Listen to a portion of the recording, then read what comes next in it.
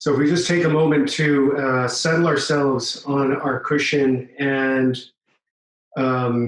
we'll start before we get into the questions and answers. We'll start with just a short 3-minute sit where we'll just gather ourselves and become fully present in the room and settle our breathing, settle our heart rate, and get ready for some mindful listening and talking. Let's begin with just following the breath in and out of the nose. Just follow the breath in and out of the nose. Sit with your back straight and have 3 points of contact, the 2 knees and the seat, hips elevated, or if you're in seiza, that's fine. And if you're sitting in a chair, keep the feet flat. Keep the back away from the backrest and keep the chin tucked. And if you're sitting on the cushion or on the chair, don't push your hara, but allow your hara to come forward and breathe naturally into the hara. Relaxing the shoulders, relaxing the chest. Okay, follow the sound of the bell until the sound of the bell disappears. And then begin following the breath in and out of the nostrils. And then when the bell sounds, gradually come back into the room, and then we'll begin our questions and answers.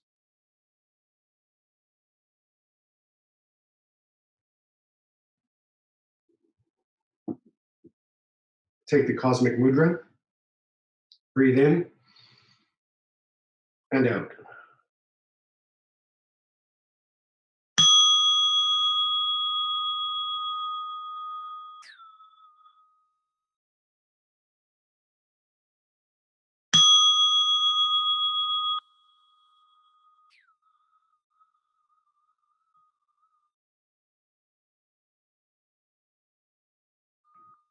Just be comfortable, and you don't have to sit in a formal posture. Of course, you can if you wish. And I got a number of questions. I can't see how many people are on the call today, but I got like 12 questions, and it's interesting. They're all quite varied in what they're asking. But I'll go through them bit by bit and hopefully shed some light that can help all of you in your practice. Most people experience the same kinds of issues and questions in their practice. So these kinds of get-togethers, workshops where we're interactively dealing with each other's questions and pains and issues is very supportive for everybody.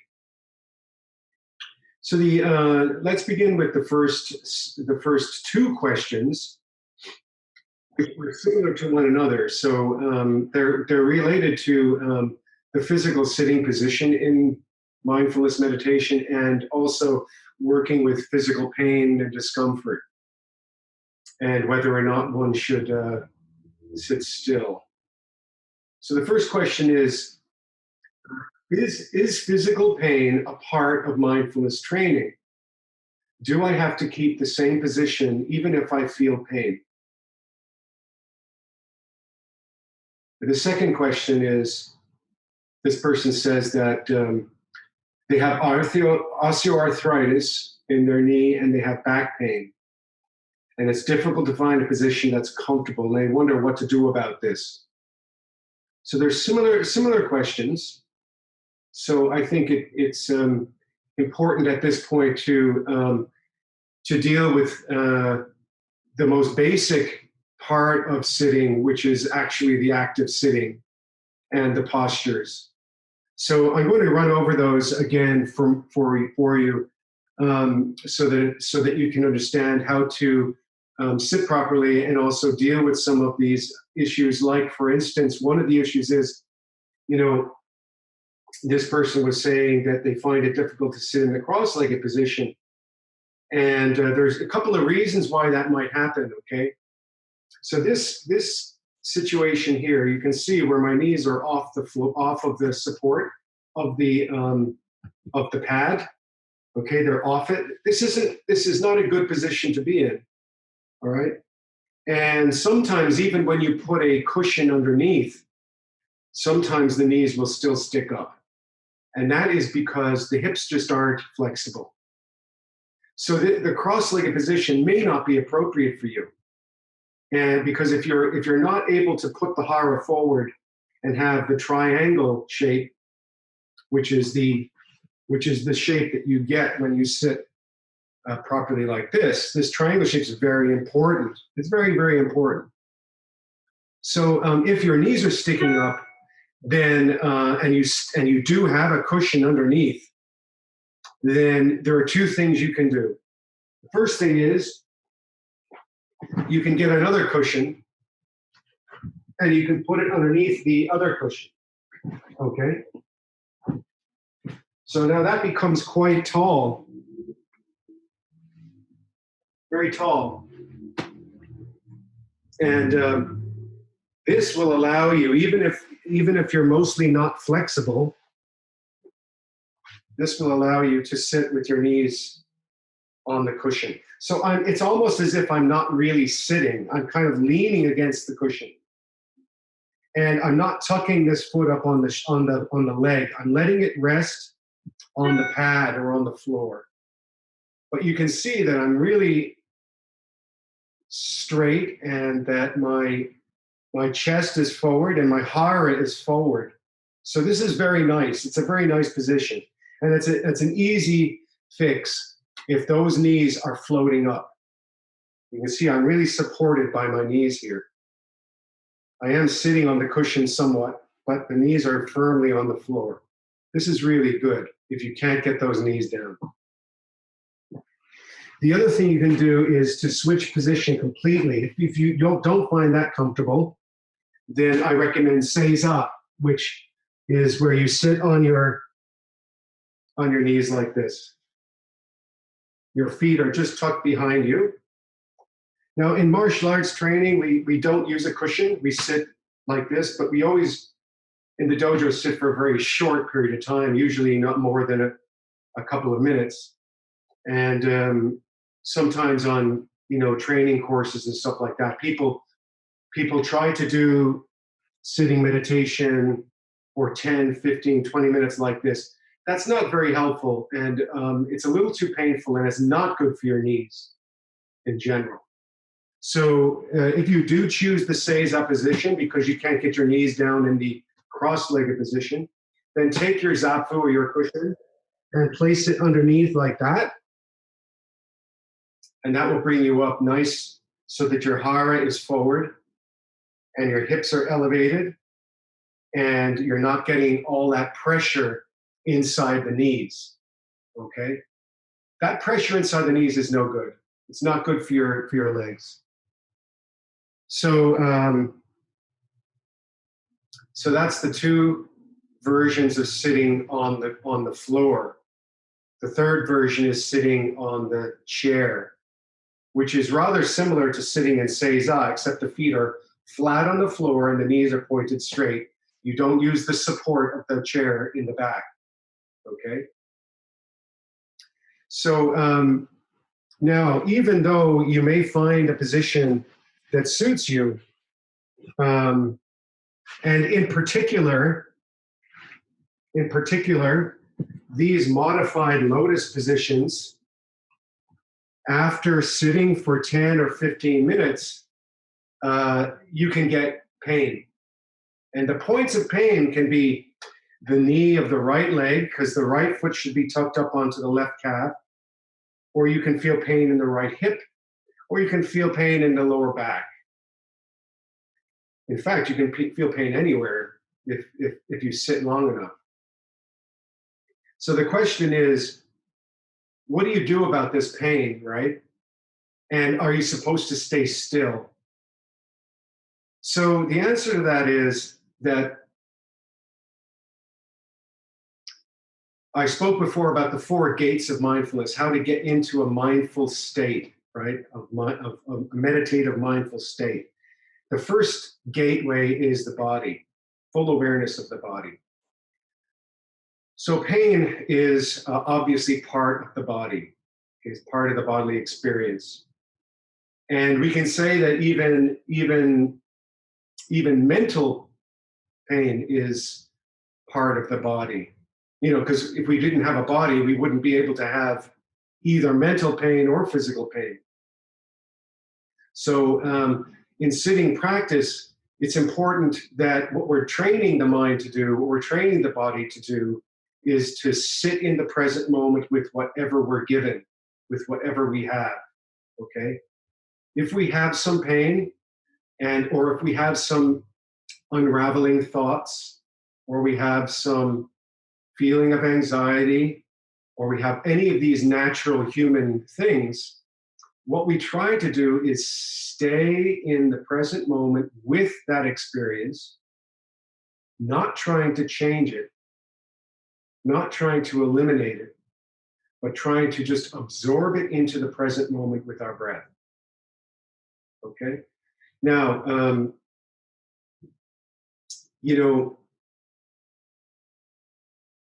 practicing mindfulness is about finding the place of stillness which exists right here, right now, even though there is a lot of craziness going on outside of your room, in your city, in your brain, in your mind, racing feelings in your body. All these things are continually going on.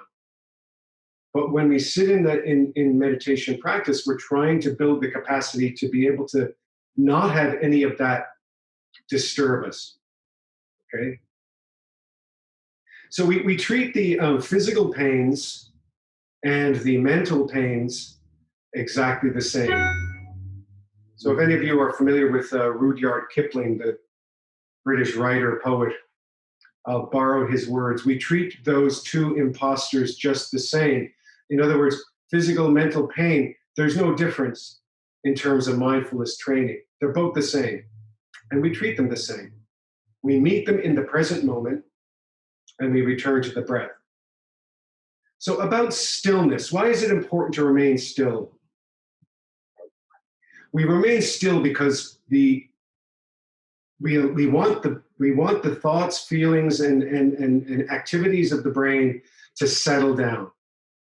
Okay, we're looking for a settled down experience. We want the heart to settle down. We want the breath to be natural, and we want to be able to sit in the present moment, which is the space between the past and the future. It's also the space between thoughts. As thoughts arise, there's a thought, you recognize the thought, then the thought dissipates, then there's a little space between that thought as it disappears before the next thought comes in. So this little piece in the middle is the spaciousness of this present moment. So what we're looking to do is try to sit in that spaciousness without getting hooked on these thoughts and feelings as they arise. So when you move about, oh, my leg is sore, or my back is, and you start moving about, it's really getting hooked on those feelings, those physical feelings, or it could be getting hooked on mental aspects as well.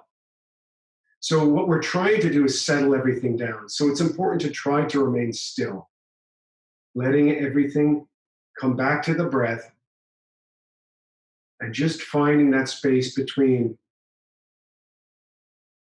each thought, the silence and spaciousness between each thought. But however, the question is, in terms of pain, like, we all have these painful sensations, but to what extent? Like, some people experience, for them, what seems like an awful lot of pain, and it's extremely difficult for them. And some people have mild pain or discomfort. We don't know. We can't be inside of each other's bodies. We don't know what's an acceptable level of pain and what's not an acceptable level of pain. The same with mental anguish. What's not an acceptable amount of mental anguish? What I can tell you is that you have to be your own best teacher You have to be your own sensei, your own guru. You have to be both strict and kind to yourself. So have compassion for yourself.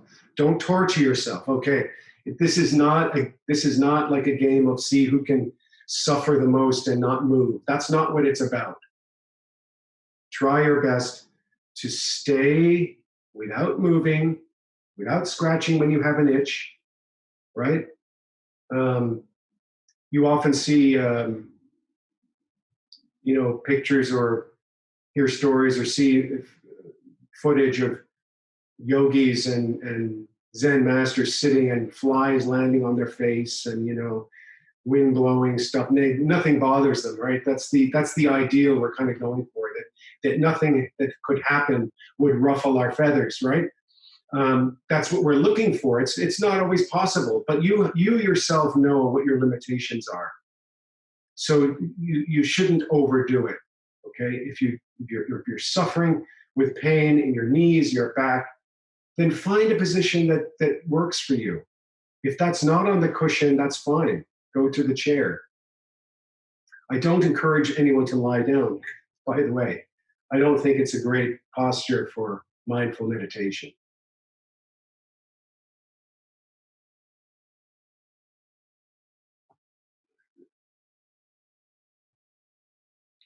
So the next question is related to thoughts and feelings. Actually, the next couple of questions related to thoughts and feelings that come up when we meditate.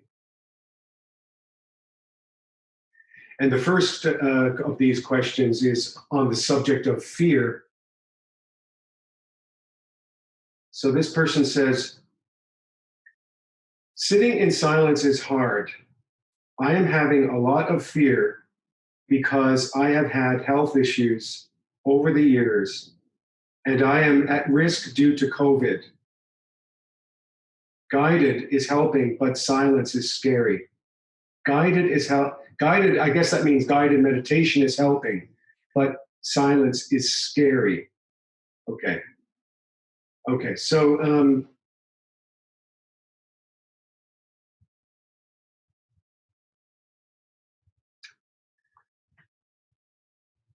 first of all, like fear is part of all of us. We are all afraid. This current environment that we're in, with all of the uncertainty that we've been through, has certainly brought home to all of us that death is closer than we thought it was before COVID-19. So if you really peel off the layers of the onion, if you like, and look inside of the nature of fear, you can trace most fears back to the fear of death. This is just a natural fear that we all have. Every single animal on the planet has it. No one wants to die, right? And but the thing we have to remember, or the thing that we have to settle into, or we should settle into with mindfulness training, is that right here, right now, you are not dead. You didn't die in the past, or else you wouldn't be here. And you're not dead now. And the future hasn't come yet. So while death may be in the future, somewhere generally out there, it's not here now. So here now is what mindfulness is about.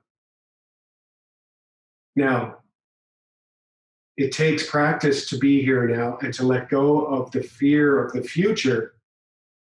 That's difficult. For many people, it's difficult, particularly if you have a predisposition, for instance, to COVID-19. Maybe you have had an illness and stuff like that, and you're just terrified of catching the darn thing. I'm sure there are a lot of people that are like that, like this person is concerned about that. Well, let me just give you a quick story, okay? Exactly 32 years ago this month, um, which would be 1988, I went to a session, which is a 5-day retreat with a Zen master named Hogen Zenji. He was a mendicant monk, like a traveling monk that just didn't have a dojo of his own. And he traveled around the world teaching yoga and teaching meditation. And I got invited to go to his session through some Aikido and yoga people. So it was a small session. There was only about 20 odd people there, and it was up in the mountains, the Dublin Mountains in Ireland. And one morning, about halfway through the session, this young woman, during questions and answers, raised her hand and said that her question was that she was overcome by fear most of her adult life because she had seen her mother die of cancer really horribly, in a really bad, painful death. And her grandmother had died of the same cancer. And she was terrified that she was going to get the same cancer and die also in the same way. And she said that no matter what she did, that was always with her every day. She found herself thinking about this, and that even in her meditation practice, it seemed to overcome her meditation practice. And she wondered what could she do about it. She couldn't shake it, you know. Well, we were in a dojo, a beautiful dojo with a beautiful wooden floor, and we were all sitting there in zazen posture, and the big windows had light streaming in. And Hogan, he just fell silent, and we all just sat in silence. It seemed like forever. It was probably really only about 5 minutes, but he just sat there in silence. And then all of a sudden, he broke the silence really loudly, and he says, "Fear in advance." And then he went silent again, and we all sat there again for another few minutes. And then he began to talk about it. He said, "Look," in a very heavy Japanese accent, he explained that exactly what I just said a moment ago, that the fear that she was experiencing was really robbing her of the present moment. He said, "Look at this room. Look at the light streaming in." He said, "Cancer has not entered into this room, and it has not entered into you." And then he drew our attention to the mountains outside and the morning light on the mountains. It's really quite a beautiful scene. And he started describing the scene. And then he started laughing, and he got up out of his posture and did a yoga headstand. And everyone kind of laughed. And the young woman, she began crying and laughing at the same time, like almost uncontrollably. But in that moment, she got it. In that moment, she lost that sense of fear in advance. Fear in advance. So, like, if I have cancer now and I feel fear, well, that's a natural feeling. But why be full of fear for something that may never happen, right? So this is a lesson for coming back to our present moment as the anchor for our lives, not to be hooked and caught up in fears of what may or may never happen. So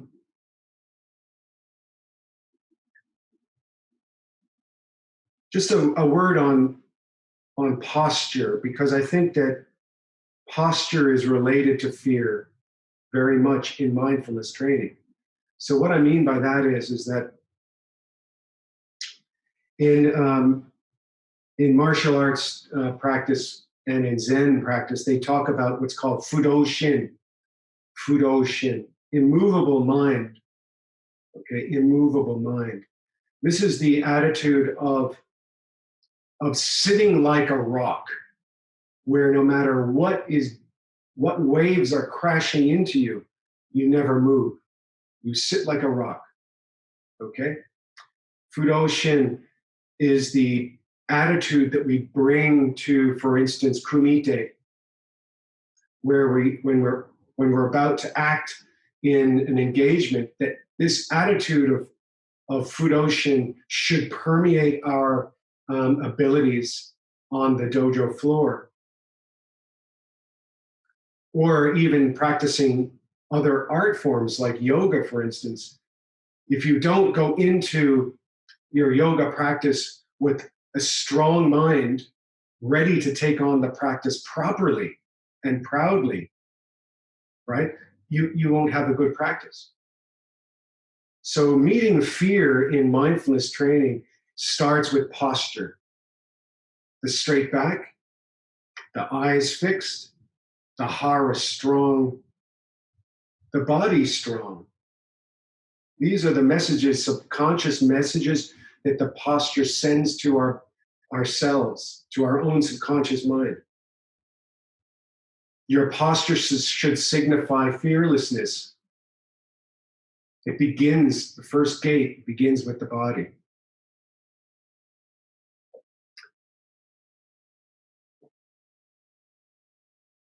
So,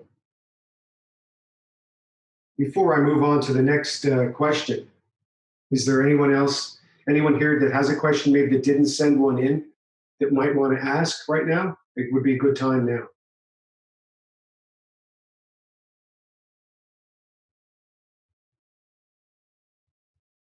If you do, you can just unmute yourself and ask. Okay, have a think about it. If you do, we'll give you another chance. So, question number 4, it's on the subject of depression. And this person says, I have struggled with depression and anxiety for many years, to one extent or another. When I am depressed or anxious, am I supposed to just accept that as the present moment? It is painful and uncomfortable. When I am depressed or anxious, am I supposed to just accept that as the present moment? It is painful and uncomfortable. So, yeah, a lot of people have depression and anxiety at one time or another in their lives, okay? Um, and the levels of depression and anxiety can vary so much with different people, from a generalized sense of malaise to bipolar depression where you have to be medicated. So I mean, there's all sorts of levels of depression, obviously. And I'm only going to talk about a mild level of depression that is not necessarily something that one has to go to a doctor for, okay? Because if anyone is suffering from really severe depression and anxiety, there's absolutely no reason not to go to a doctor and seek help for that. And you should try to sit with it and be mindful about it, and maybe it will help.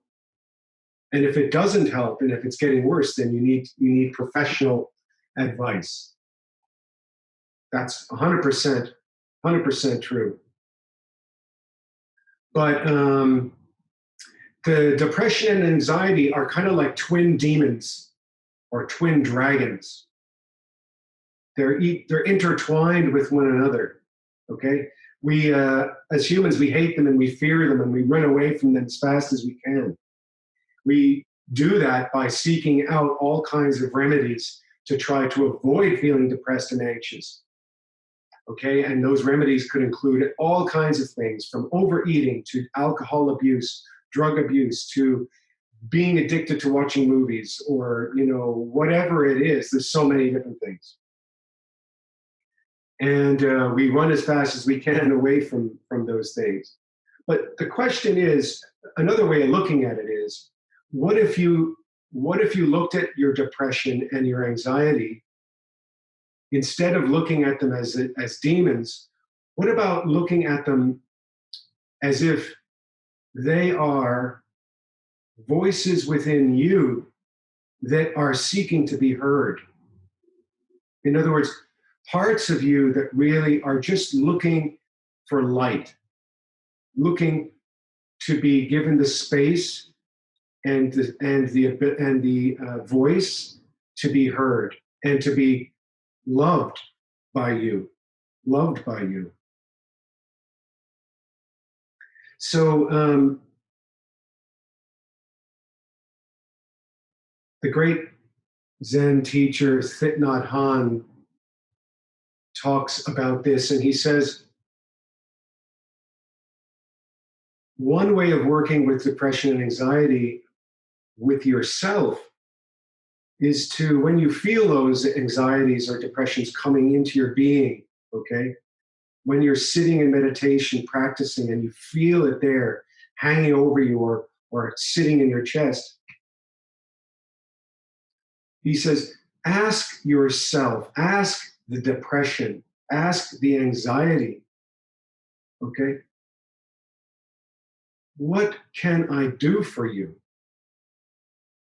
What can I do to help you? You can ask, I hear you, I feel you, I know you're suffering, and I love you, and I'm here for you. That's what Thich Nhat Hanh says. So opening up to the experience rather than running away from the experience. So sitting into the experience and asking, giving it the space to be heard, and telling yourself that it's all right. That can help. Pema Chodron, one of the great teachers of meditation, she also says almost the same thing. She says that she actually tells a long story, which I won't tell you. I won't tell you today, but she tells a story about how, in her practice, she became overwhelmed with the same thing, this sense of depression and anxiety. She didn't know how to deal with it, and she asked her teacher what it was, and he told her it's bliss. It's bliss. You're actually misinterpreting because you're not listening to yourself.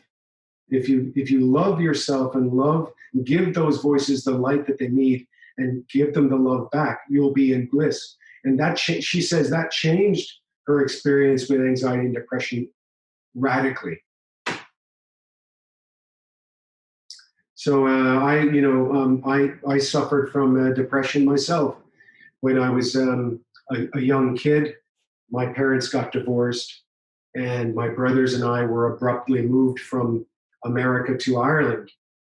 And that was really a kind of a double whammy. Your parents splitting up and then uprooted and moved to another country. I mean, it was, for a little kid, it was, I lost my bicycle, I lost my baseball glove, I lost my friends. It was pretty tough. And as a result of that, I think, I had a certain generalized depressive malaise hanging over me for years and years and years and years. And even though I practiced meditation and I trained hard at karate and I did all of the things that I instinctively knew I should do to try and help myself, none of it seemed to work. None of it seemed to help at all. But then somehow one day I realized that I needed to give that voice, that kid that was hurt or whatever it was, the voice to know, to be heard, and to say to that voice, it's okay. All right. What do you need? What can I do for you? I hear you and I love you. That kind of treatment of yourself as a mindful exercise is really important to find healing. That helped me a lot. Also, talking to people, knowledgeable people, and all of that also helped a lot. But really, for me, that was a switch to move out of constant depressive malaise into a better place.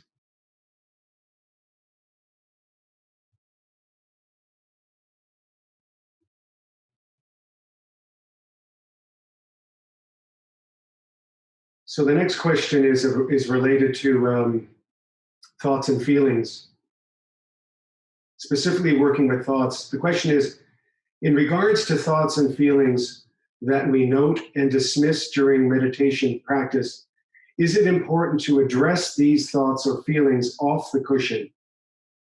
Can we use noting, making notes about it, to later deal with what comes up as thoughts and feelings, what keeps coming up as thoughts and feelings? So I think what they're saying is, when we have these thoughts and feelings, do we try to deal with them in off the cushion and somehow solve those problems as they arise?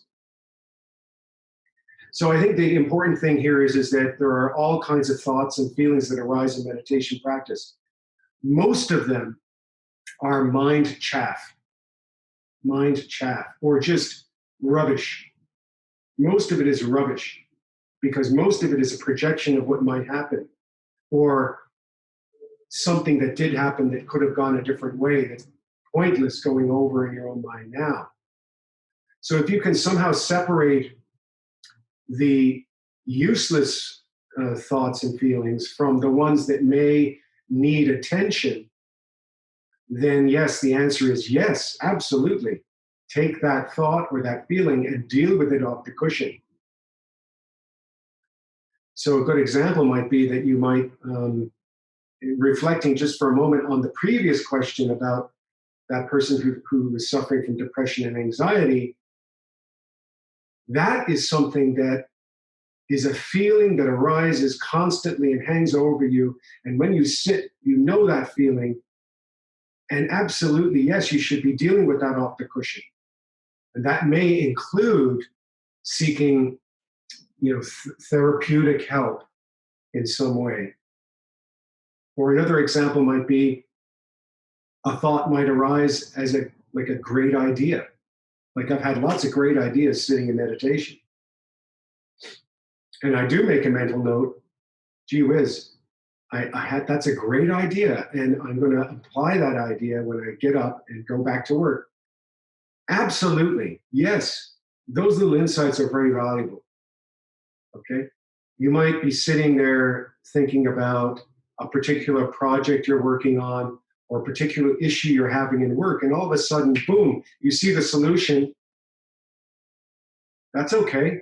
Take that with you right back into your work and use it. Work with it. Experiment with it. The subconscious mind has a way of resolving issues when you're sleeping, as well as when you're sitting in a deep state of meditative mindfulness.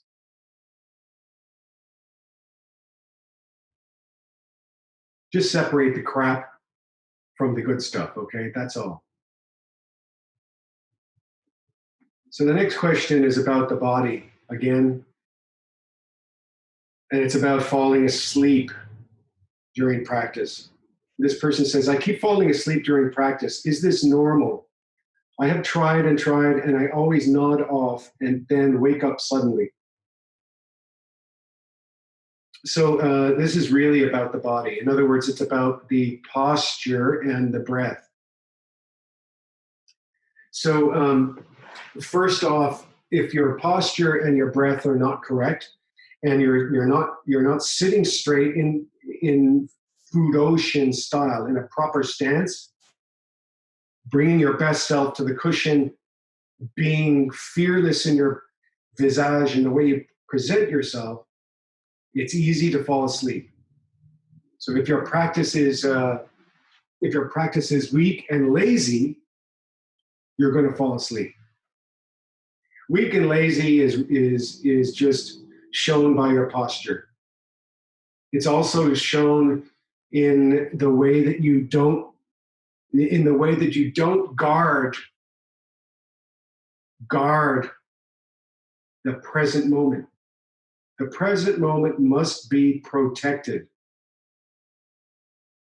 When you sit in mindfulness posture, in Fudo Shin, you are the guardian of the present moment. Okay? Have you ever seen any of those statues? For instance, I think at the Shaolin Temple in China, and also there's a couple of big temples in Kamakura in Japan, and you see the terrible looking dragon-like guardians of the four corners of the dojo.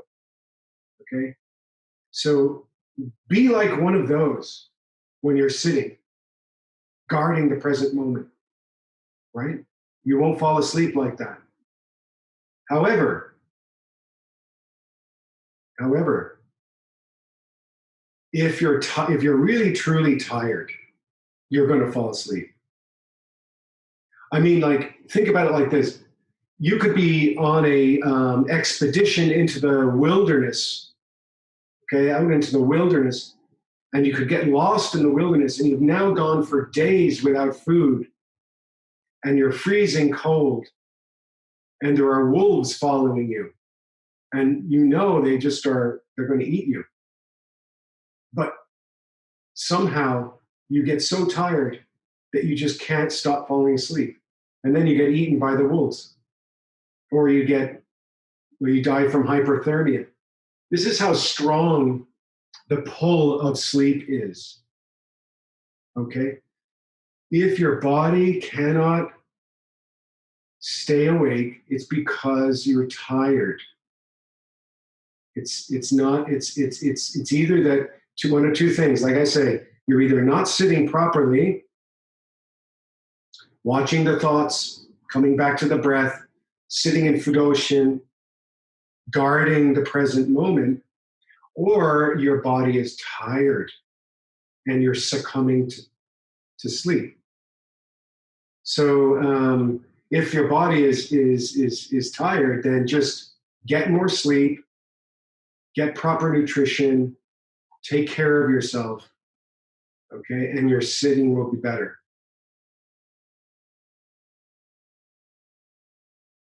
So the next question is about reciting positive phrases and mantras. So the question is, in regards to the breath, to the breathing in and breathing out phrases, should one practice with one until they are comfortable before trying to memorize multiple ones? I know each phrase may have a different purpose for that given person at that moment, but I find myself sticking to the few that help me keep a rhythm. So this question is about the full awareness of breathing mantra. Breathing in, I am aware that I am breathing in. Breathing out, I am aware that I am breathing out. There are several of these in the Samaputra Pada, the original teachings of the Buddha on mindfulness. And he teaches this attitude of saying this to yourself as the first way to get attention in the mind. Like to focus on the breath, you say to yourself, breathing in, I know I am breathing in. Breathing out, I know I'm breathing out. And so on. There are several of them. And they are tools to get in the zone. They are tools to get into that place where you can sit mindfully in the present moment. They're not a thing in themselves. They're only a way to get there. They're a temporary thing. They're not a replacement for sitting in the present moment, in the spaciousness between thoughts, okay, in the here and now, right? They're not a replacement for that. They're a good short-term help. They're also good for setting an intention for your practice, setting an intention. So sitting in mindfulness practice without an intention is not a good idea, because that leads to a lazy practice. So when you sit, maybe your intention is to really sharpen your mind, to improve your ability to concentrate, to improve your relations with people. Or maybe you're sitting for the benefit of other people. Maybe you're sitting in order to Focus on healing other people. Or maybe your intention is to become a better martial artist, and you want to understand Fudoshin and Mushin, empty mind, so that you can do your martial arts better. Or if you're a yoga teacher, maybe you want to come to a place where you can teach from the heart and teach more purely. Whatever your intention is, you should be clear about that. So these mantras can help set your intention and reinforce it in your mind, so that when you eventually drop that mantra away or stop repeating that phrase, that the sitting in the spaciousness of the present moment is colored or tinged with that intention. Right? Does that make sense? So that intention should inform our practice. And the mantra or the repeated phrase can help that.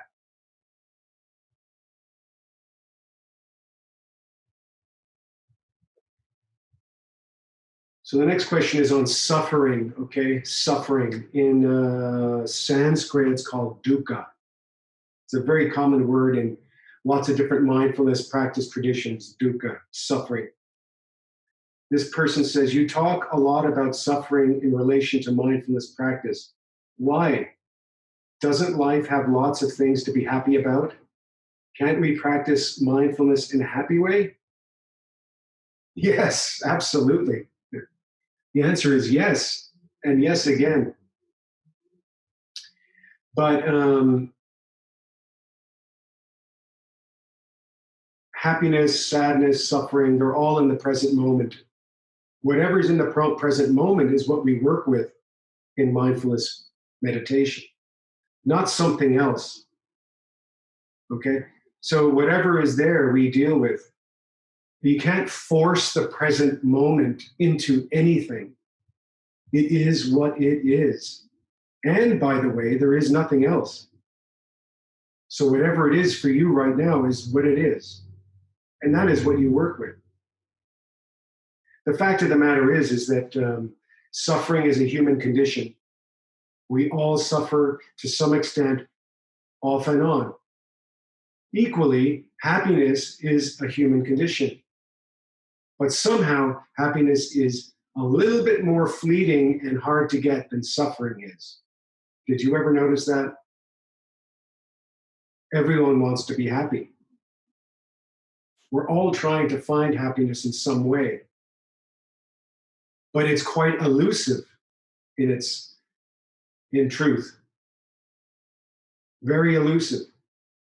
Otherwise, we wouldn't be sitting here on the cushion. Otherwise, we wouldn't be doing all sorts of other things to distract ourselves from the uncomfortable truths that are there. The number one most uncomfortable truth is that we're going to die. I'm not being maudlin or negative. I'm just saying that these are facts. Suffering is the main driver for mindfulness practice. Because we know that there's something other than suffering, we seek to end suffering. But we choose mindfulness training because it is the smartest, best way to achieve it. Better for us, better for the world. So the Four Noble Truths that the Buddha taught were that there is suffering. The first thing, recognize the fact that there is suffering. And we may not suffer right now, but we have suffering all the time, mainly related to things that we lose or things we're afraid of losing, or physical suffering, or loss, or grief. All of these things are part of it. Again, the recognition of the fact that we have it is the first noble truth. The second noble truth, we wish to end suffering. We realize, hey, this isn't working. I've got to find a way to give myself some relief.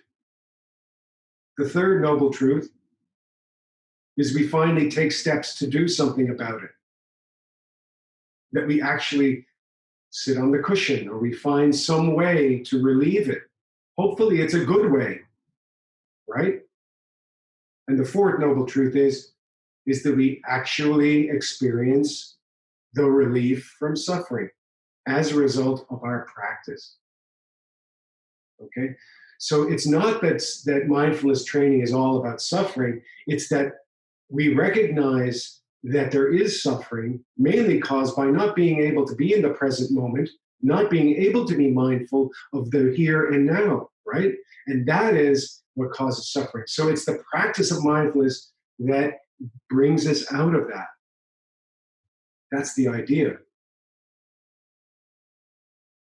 Anyways, the truth is, if we didn't suffer, we wouldn't know what happiness is, unfortunately.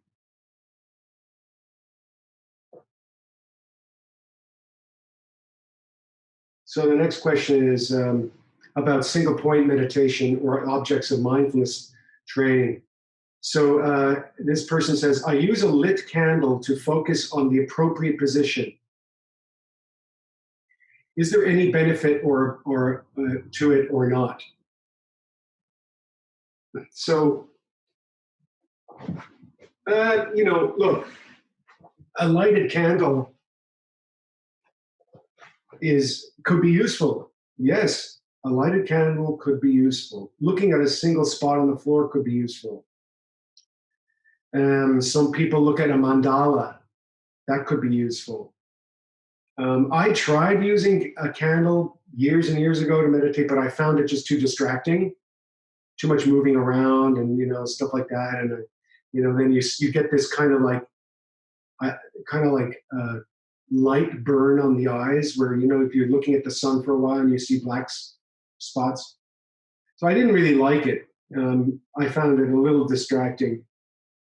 And I tend to do single point meditation on a couple of specific things related to either focusing on the breath going in and out of the nostrils, or focusing on the breath, or focusing on the gentle sensation of the touch of the thumbs, or focusing on the 360-degree awareness of the room, how the light moves, stuff like that.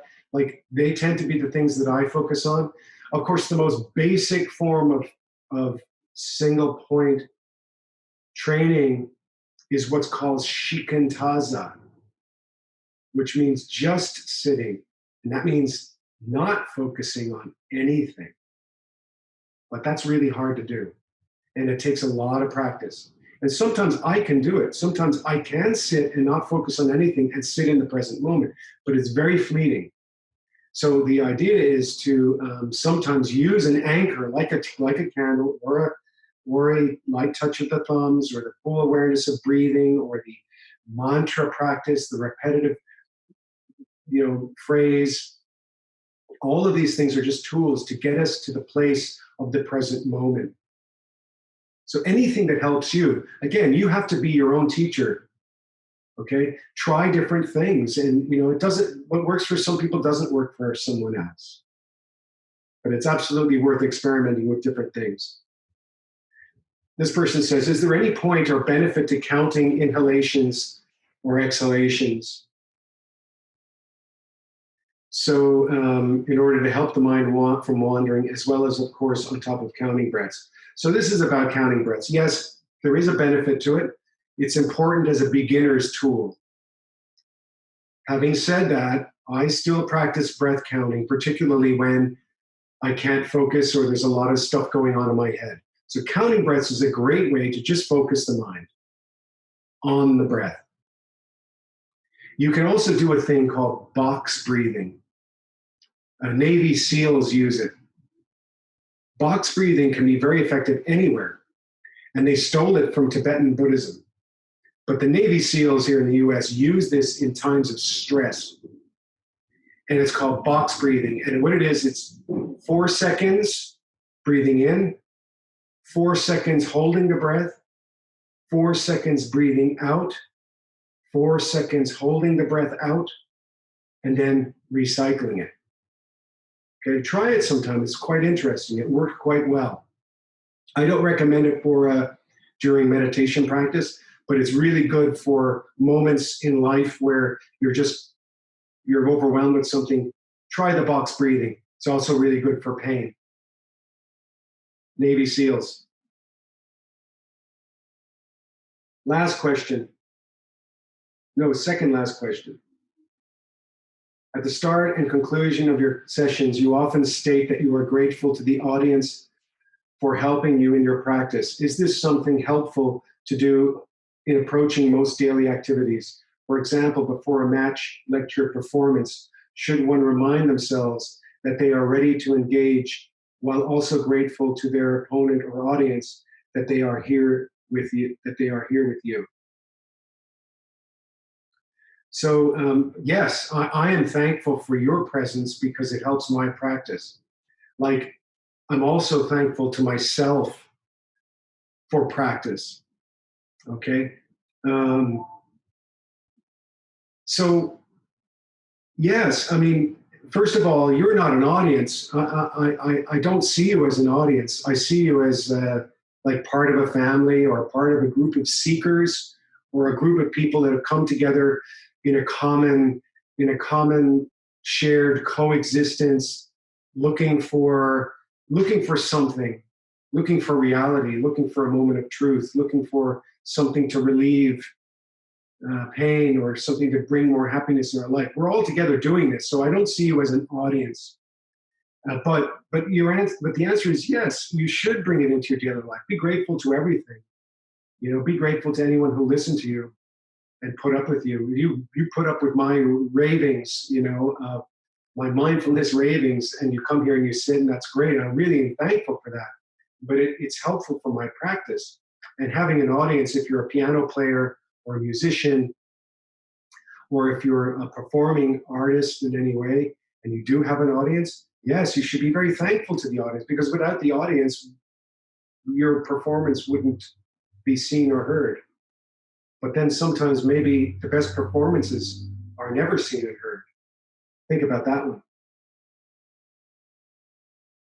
So the last question is about the duration of time in a session. And the person says, I have one question about the duration of time in a session. In the course, you always do 10 minutes. But is it good and important sometimes to do longer sessions, 20, 30, 40 minutes, or an hour? Does it benefit progress? So the answer is yes, it does benefit progress to do longer sessions. Okay? Longer training is better training if it's quality training. So like Otsuka Sensei said, Grandmaster Otsuka Sensei said, it's better to do 20 repetitions properly and thoroughly than it is to do 1,000 crappy ones, right? So it's about the quality of your practice and not so much about the actual length of the practice. So I would say that as you get better at your practice, that longer is better, for sure. The longer that you can practice, the better. So it's the same with any kind of training. I mean, if you go to the gym and you do a quick 15-minute workout, it's going to have some benefit. But then when you get fitter and stronger, that no longer suffices. You've reached a certain point in your fitness where you need more in order to go to the next level. Same with martial arts training. So I'd say yes. If you were to look at some of the people that practice mindfulness meditation as a way of life, teachers, they would get up typically at 4 a.m. They would read for half an hour. They would meditate for 1 hour. They would walk for half an hour. They would then cook and eat their breakfast. Then they would read another hour. Then they would meditate for another hour. Then they would walk. Then they would go to work. Then they would work for several hours, whatever it is, writing or reading and replying to people. And then they would go into the evening, and their cooking their dinner would be part of their mindfulness training. And then they would read before bed, and then they would meditate. And some people would meditate all night. And some people would meditate just maybe 30 minutes before bed. It's really, you have to be your own teacher, like I said. Just practice, but be careful. It's not lazy. Practice for longer. Make it better practice. For shorter is better.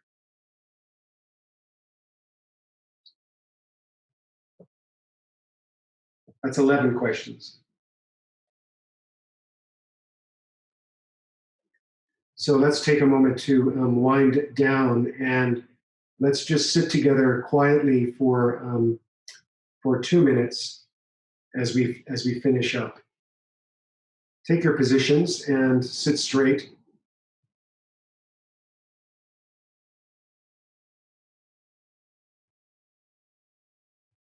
Notice your breath. Feel the hara. Straighten your back. Keep your eyes fixed. Shoulders down. Cosmic mudra. Following the breath.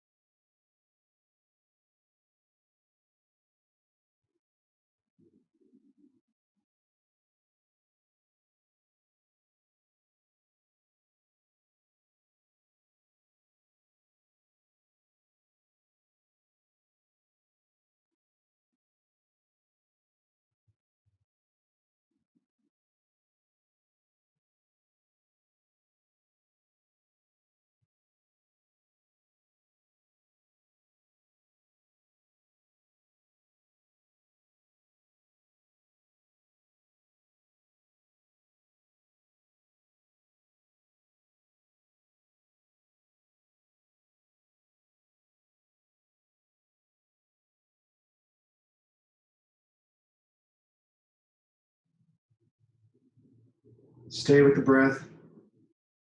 Stay in the room. Here now.